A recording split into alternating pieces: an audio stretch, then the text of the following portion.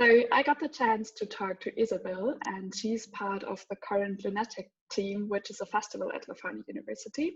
And Isabel studies cultural studies and digital media and currently writes her bachelor thesis. So Isabel, could you describe the festival, how the atmosphere is, and how the Lunatic Festival is organized?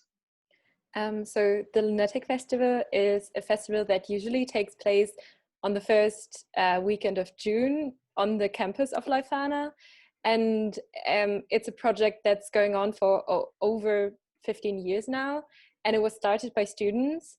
I think I'm not sure how long, but for over 10 years now, it's also a seminar at the university. So students apply to be on the team, and then they have less than a year to actually organize the festival, and the team is always changing each year. So for example, I have been on the team in 2018, but I've also been on the team this year. And the festival has a big focus on music, of course, but we also like to have an equal focus on art and culture as well. So we have, I think now it's almost 4 stages where different artists are playing, and it's, I'd say, really mixed music. We don't really like to put a label on genres and stuff, but we really like to support newcomers. And then the same is for artists who show their artwork at the festival. We have, I don't know, street art, but we also have more of like a performance art and stuff. And then culturally, which is also my team, we have different initiatives from the university itself who are doing interactive activities with the visitors from the festival, and they try to mediate their contents to the visitors. And for us, it's really important that, for example, they have like political views or a sustainable viewpoint or something like that. So it's content that usually a lot of visitors don't know about or wouldn't engage with, but on the festival we always call it like a utopia, so people like to engage in it. Around that, it has between 3,000 and 4,500 visitors daily, and it's 2 days, so on Fridays and Saturdays. Are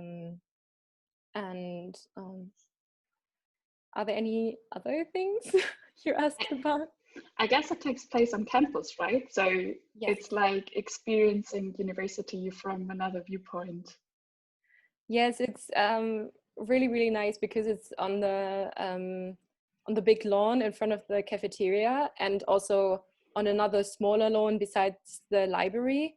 And I feel like I never really realized how big that lawn actually is, because normally it's just like a big green field, and then during the festival it's so cool because you have so many like different little installations and stuff, and then you have the stage and you realize how big it actually is. And a lot of people always say that they totally forget that it's actually a university campus.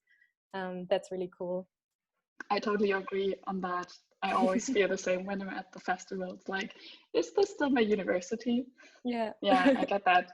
And you told us a bit about your role in the team. So what exactly do you do in the organization team?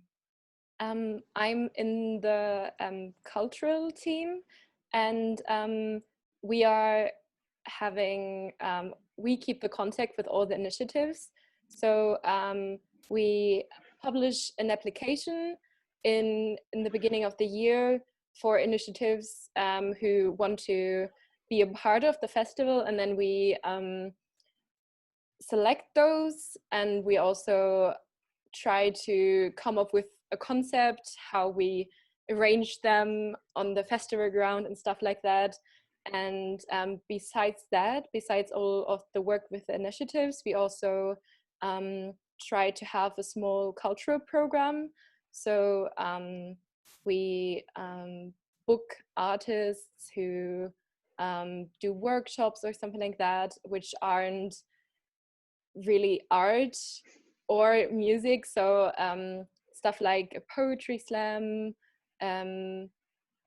or discussions about the topics we think are important. This year we would have a lot about white privilege actually, and sustainability. Yeah, so that's the main focus in my team. And besides that, this year I also had the role of festival coordinator, which means that in every of the smaller teams, there's one person who's also part of the coordination team who tries to have a big overview over all of the work. So we have the main responsibilities on the festival, during the festival, yeah. That sounds like a very hands-on experience. And you said that you do this in a seminar, so you meet in the seminar and have usual seminar sessions, or how do you work and organize yourself?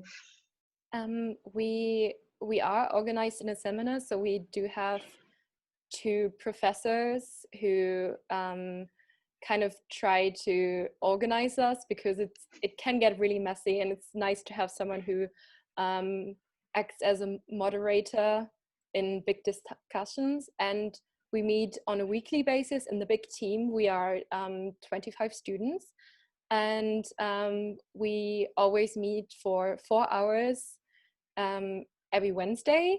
And then we have all the big discussions and like presentations, how each team is progressing.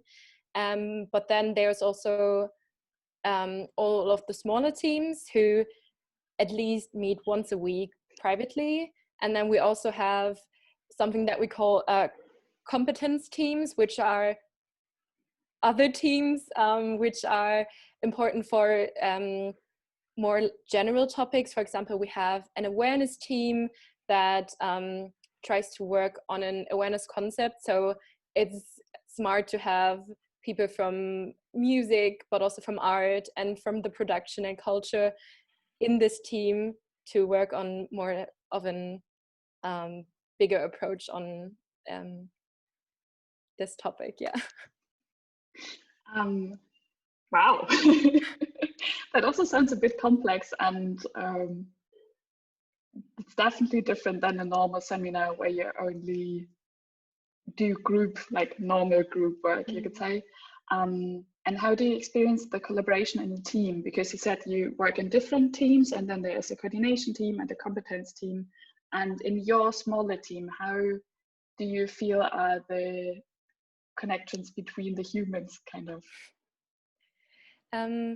I think it's really important that people know beforehand how much commitment it actually is. I think that's why they're also having the interviews beforehand to put together the new team, because when people are part of the Lunatic, it's actually they know what they are signing up for.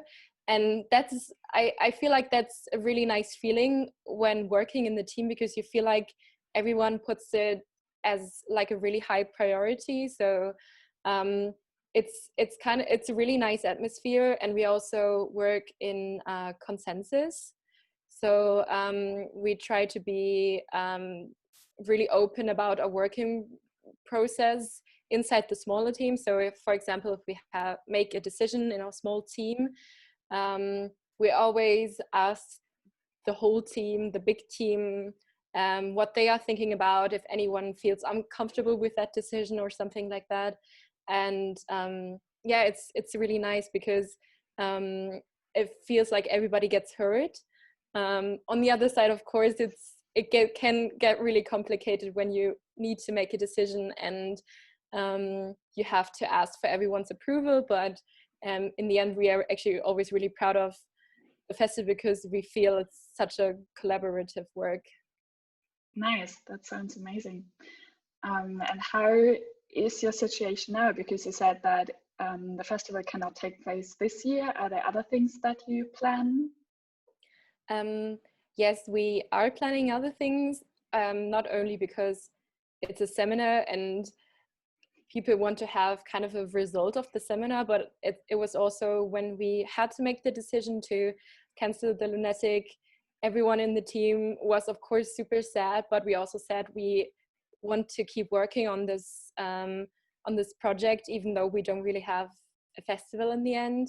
And right now we are looking into digital formats. For example, on Saturday, we're having an online stream with the Salon Hansen, and also working on other smaller projects that will be published, I think, in the span of this week, maybe.